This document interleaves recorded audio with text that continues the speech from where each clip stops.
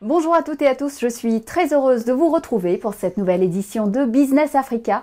Cette semaine, dans votre magazine de l'économie et de l'entreprise, nous parlerons notamment des défis pour le commerce international et des efforts pour conclure un traité plastique. Mais tout de suite, voici les titres. Le contexte géopolitique pèse sur les ports de l'Est du continent, cap sur Dar es Salaam, qui subit l'impact de l'insécurité maritime. La cargaison devait être livrée en avril, mais elle a été retardée jusqu'à la mi-mai. Notre client voulait utiliser le produit en avril, donc automatiquement, le marché s'est évanoui. Les pirogues de pêcheurs du Ghana creusées dans des troncs d'arbres se cherchent un nouvel avenir. Ce serait mieux d'opter pour de la fibre de verre afin que cela contribue à résoudre le problème de déforestation et aussi cela nous aidera à faire une meilleure pêche dans ce pays. Business du recyclage des déchets et création d'emplois, une entreprise camerounaise a trouvé la solution gagnante contre la pollution. Là où il faut des grands moyens pour le faire, réduire à des moyens qu'on peut trouver localement. Je pense à la collecte manuelle, poterie manuelle, à la collecte par tricycle, sensibilisation de porte en porte, des méthodes qui peuvent marcher en Afrique. Ports et géopolitique sont plus que jamais étroitement liés sur le continent. Alors que le conflit entre Israël et Gaza a entraîné un choc économique en Afrique, les attaques des rebelles Houthis dans le canal de Suez et la mer Rouge débouchent sur une insécurité maritime croissante.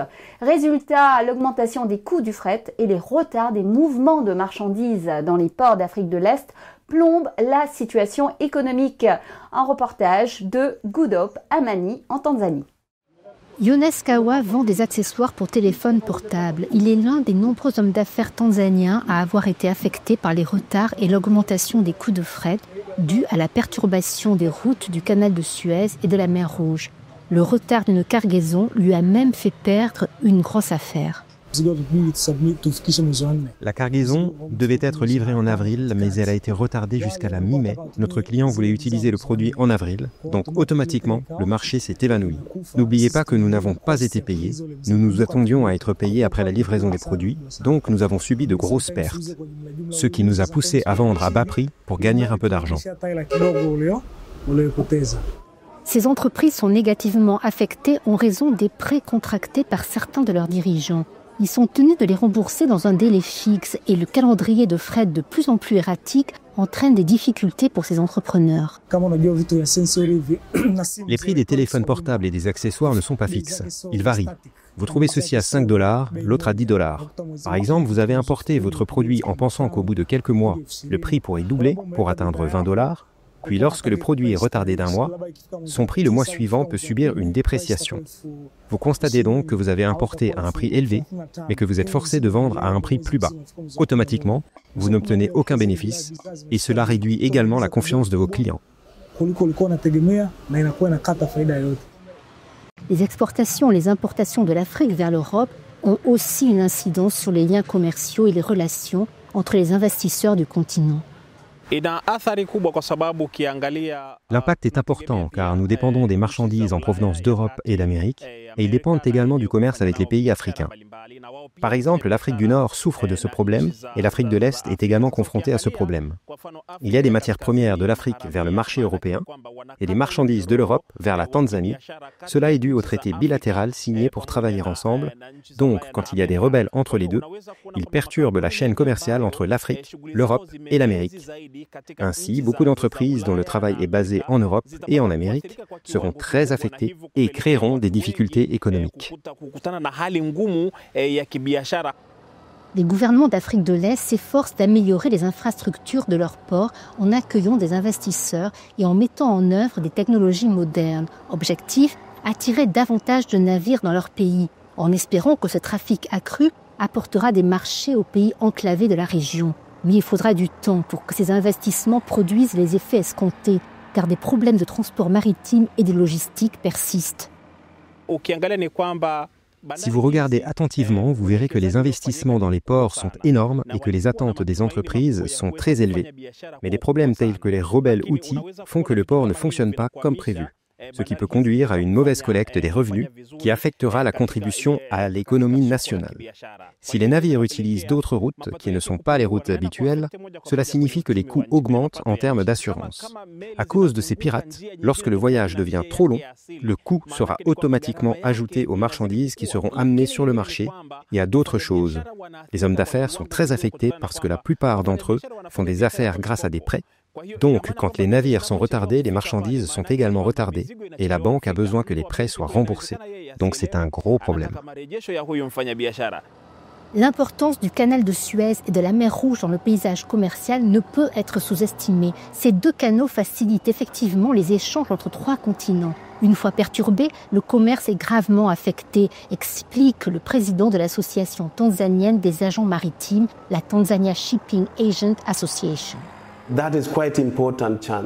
Il s'agit d'un canal très important et chaque fois qu'il est perturbé, c'est l'ensemble de l'économie mondiale qui est affectée.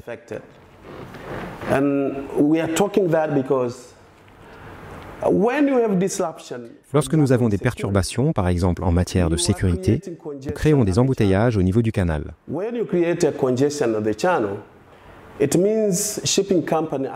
Lorsque vous créez une congestion, cela signifie que les compagnies maritimes facturent des frais quotidiens, ce qui fait augmenter le fret. Et lorsqu'il augmente, le prix de tous les produits de base devrait augmenter, ce qui affecte l'ensemble du spectre en termes de commerce. Mais les approches collectives adoptées pour résoudre ce problème pourraient prendre du temps. C'est pourquoi le gouvernement tanzanien s'est efforcé de maintenir les taxes à un niveau constant afin que les citoyens puissent continuer à accéder à des produits de base. Je recommande au gouvernement, bien que le fret ait augmenté, le Parlement et le gouvernement ont insisté pour que la taxe reste constante afin d'aider les gens à se procurer les marchandises à un prix très normal. Il s'agit donc de mesures à court terme. Mais à long terme, la sécurité au niveau du canal devrait être assurée et la mission diplomatique devrait y travailler. Car un pays comme la Tanzanie ne peut pas tenir longtemps. Et c'est aussi le problème pour l'Afrique de l'Est. Malgré tout, un côté positif selon l'Agence des Nations Unies pour le commerce et le développement, la CNUSED. La crise a rendu le commerce mondial plus dépendant des ports africains, en particulier en Afrique australe. Pour tirer profit de la situation, les pays d'Afrique de l'Est devraient investir dans la mise en œuvre de mesures de facilitation du commerce, l'amélioration des opérations portuaires, le renforcement des capacités de manutention des marchandises et le renforcement de la coordination entre les agences frontalières. Alors que le monde attend de voir à quoi ressemblera une deuxième présidence Trump, les pays BRICS viennent de recevoir un avertissement sévère du président élu américain. Il les a avertis que son administration exigerait un engagement à ne pas abandonner le dollar ou utiliser une nouvelle monnaie comme alternative.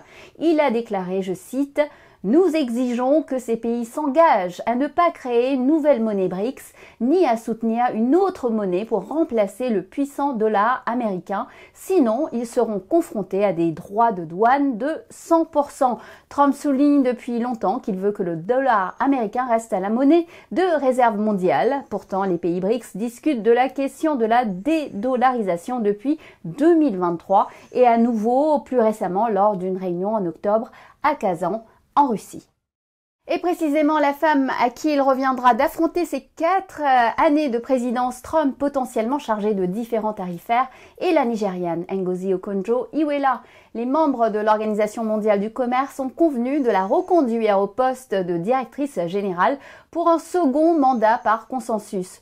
Tous les membres l'ont soutenue et aucun autre candidat ne s'est présenté contre elle. Au cours de son premier mandat, elle a été saluée pour ses efforts visant à élargir la distribution des vaccins et pour son soutien au libre-échange, mais d'autres accords comme la répression mondiale des subventions aux flottes de pêche qui épuisent les stocks de vie marine ont progressé lentement.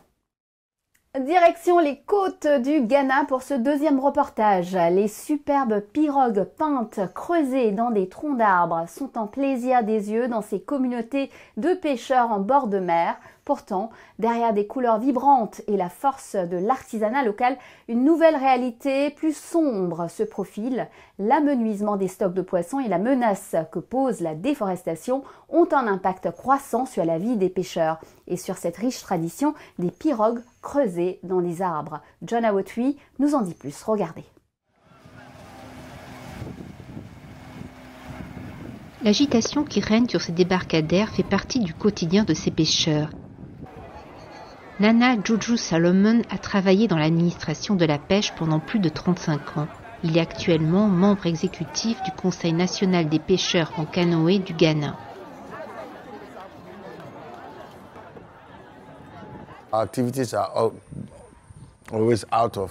Nos activités se font toujours avec des canoës de transport, appelés canons, propulsés par des moteurs hors-bord entre 15 et 40 chevaux. From between 15 horsepower to 40 horsepower. We also have premix fuel as a subsidized product from the... Nous avons également du carburant pré-mélangé en tant que produit subventionné par le gouvernement pour soulager les pêcheurs. And the capital intensity of the fishermen. Cette pirogue est un produit de l'artisanat indigène fabriqué à partir de grume wawa, une essence de bois presque en danger d'extinction. Pour cette raison, son coût de production est relativement élevé et réglementé. La raison, le prix d'achat de l'arbre auprès des bûcherons, le paiement des commissions et des taxes et l'accomplissement des rites coutumiers. De plus, les artisans qui façonnent ces pirogues deviennent rares car des compétences, beaucoup d'énergie et de motivation sont nécessaires pour construire un tel bateau. Stephen Mensah, âgé de 30 ans et qui a abandonné l'école, est très habile à construire des bateaux de toute taille. Il pense cependant que le travail n'est pas fait pour les paresseux. La fabrication de canoës n'est pas un travail pour les paresseux. C'est très difficile. Les jeunes paresseux ne peuvent pas faire ce type de travail. C'est uniquement pour les gars assidus et déterminés. La menace environnementale que représente la déforestation est étroitement liée à la construction de ces bateaux de pêche. Les ressources forestières du Ghana ont été largement surexploitées à un rythme insoutenable avec un épuisement rapide des réserves forestières. Le problème majeur est le fait que la politique forestière est inefficace et que les utilisateurs du produit ligneux n'ont pas de plan à long terme pour replanter les arbres wawa. Cependant, il y a de l'espoir que des technologies alternatives puissent être explorées. Tony Danso, un ingénieur mécanique qui travaille avec la technologie de fibre de verre, propose ainsi l'adoption d'autres alternatives.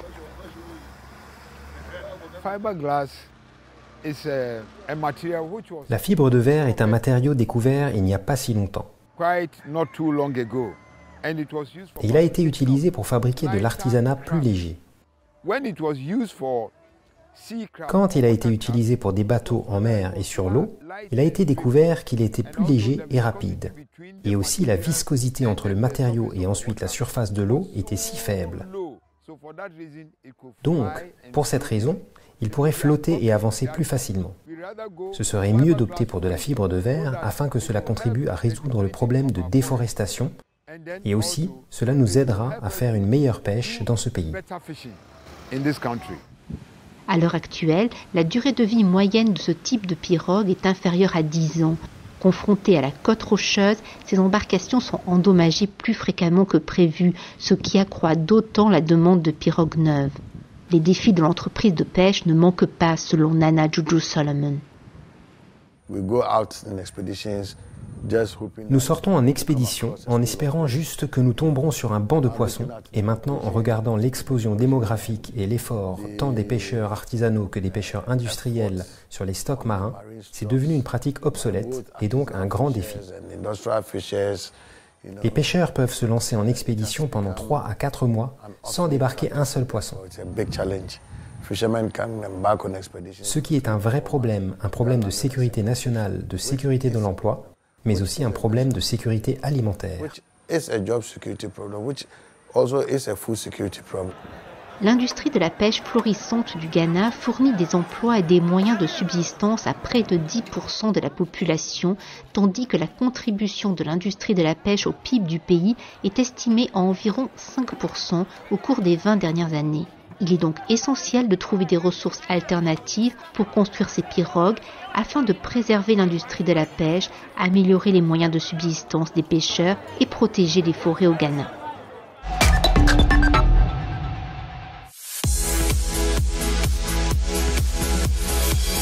Envie de faire rayonner votre entreprise en Afrique et en Europe ?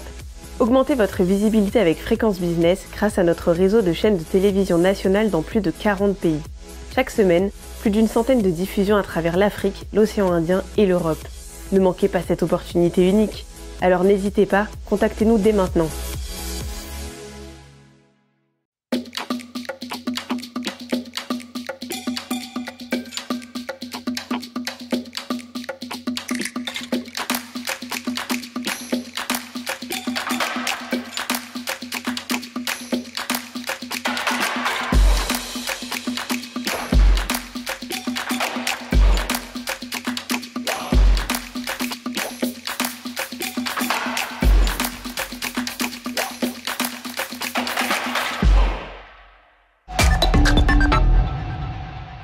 Bienvenue dans la deuxième partie de notre émission. Quel impact aura l'affaire Adani sur le continent africain? La question est d'actualité depuis que le président du groupe Adani, Gautam Adani, a été accusé de corruption et de fraude par l'administration américaine. En réponse, le président William Ruto du Kenya a annulé un accord avec une filiale de ce groupe indien pour la construction de lignes de transmission électrique. Il a également abandonné une proposition en cours pour ajouter une deuxième piste d'atterrissage à l'aéroport international Jomo Kenyatta et rénover le terminal de passagers en échange d'une concession sur 30 ans.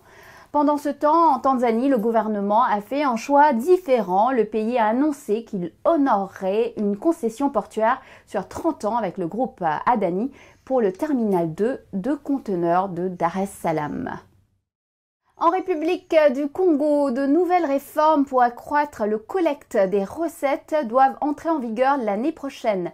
L'objectif est de mettre fin à une pénurie de liquidités qui a entraîné le non-paiement des salariés et des fonctionnaires et contraint le gouvernement à mettre en œuvre des mesures d'économie. Concrètement, les nouvelles politiques renforceront la gouvernance dans les entreprises publiques, stimuleront la collecte de leurs dividendes et augmenteront la transparence dans la gestion des recettes fiscales tout en modernisant les processus administratifs. Les recettes fiscales du Congo sont inférieures à la moyenne de l'Afrique subsaharienne. Elles ont chuté à la suite de l'effondrement des prix du pétrole en 2014, puis avec l'impact de la guerre de la Russie avec l'Ukraine et la poussée de l'inflation. Une nouvelle déception environnementale. Après 2 ans de négociations, les délégués de 175 pays n'ont pas réussi à s'entendre sur un traité visant à réduire la pollution plastique.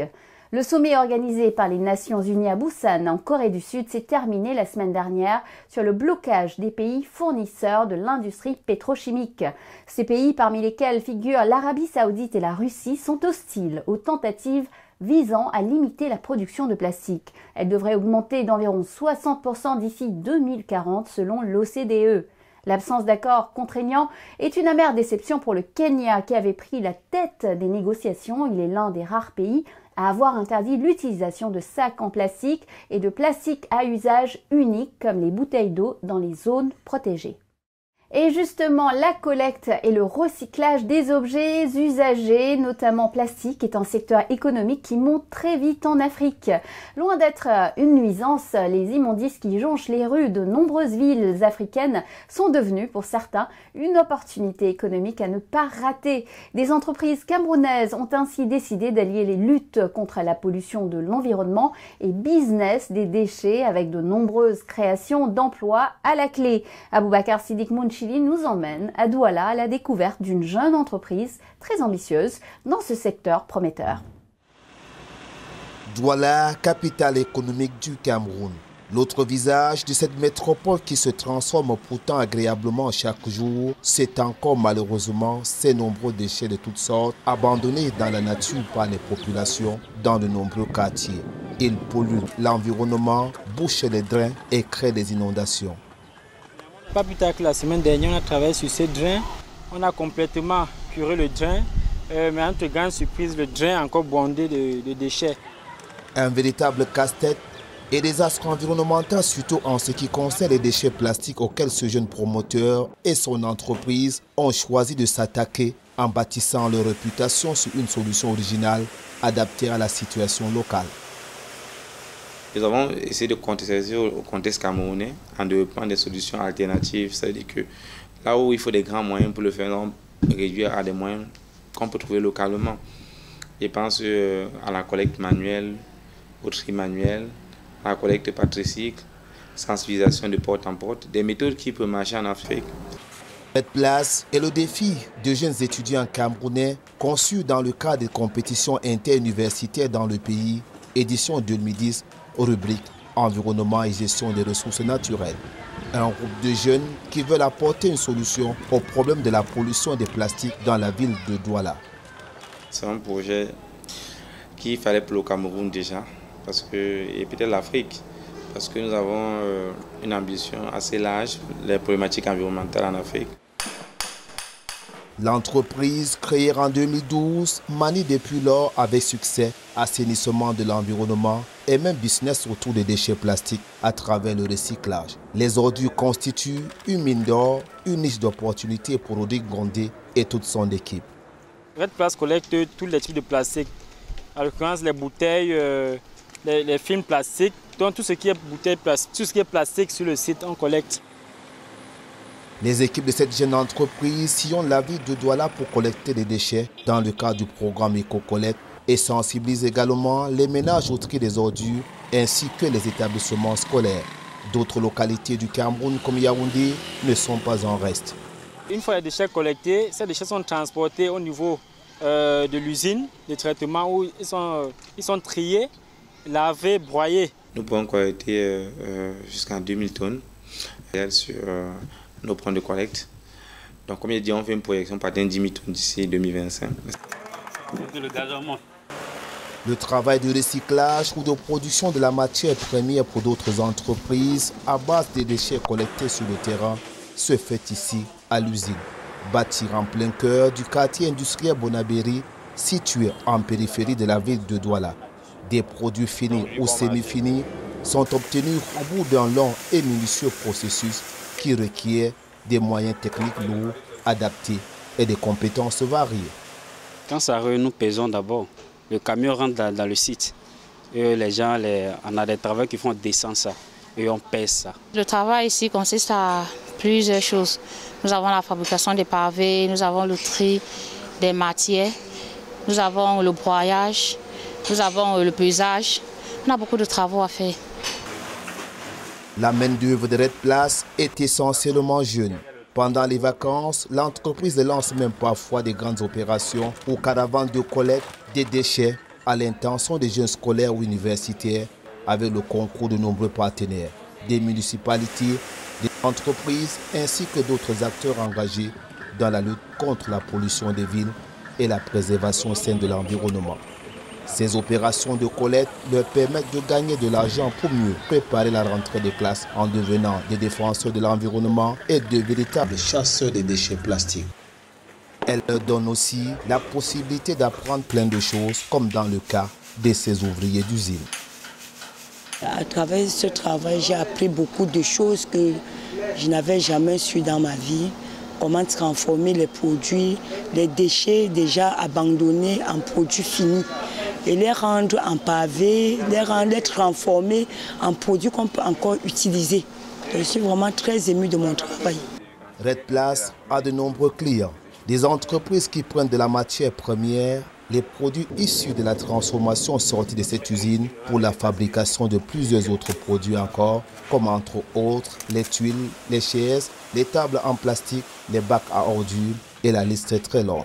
Nous faisons des produits, les granulés qui sont des matières premières pour l'industrie, un remplacement des matières premières faites à base du pétrole. Le besoin des industriels camerounais en termes de granulés est à près de 50 000 tonnes par an. Nous ne pouvons que produire, malheureusement, pour l'instant, 1000 tonnes. Et nous comptons produire 10 à 20 000 tonnes d'ici 2025 si nos investissements suivent. Pour ce promoteur et bien d'autres responsables de structures également présents au Cameroun sur le terrain et le marché de la collecte et la valorisation des déchets plastiques, ce secteur a besoin d'être soutenu. Chaque année, le Cameroun produit 600 000 tonnes de déchets plastiques avec seulement un peu plus de 20% recyclés. C'est dit qu'il y a encore à faire et surtout du gisement pour toutes ces entreprises de recyclage. Voilà, Business Africa, c'est fini pour aujourd'hui. Je vous retrouve la semaine prochaine, même chaîne, même heure pour Initiative Africa. Nous recevrons Sandra Senou qui nous parlera de son combat en faveur des enfants handicapés. En attendant, vous pouvez revoir cette émission sur notre site web africaonair.com et nous suivre sur nos réseaux sociaux. N'hésitez pas à liker, partager et commenter en utilisant le hashtag Business Africa. Bonne semaine à tous et à la semaine prochaine.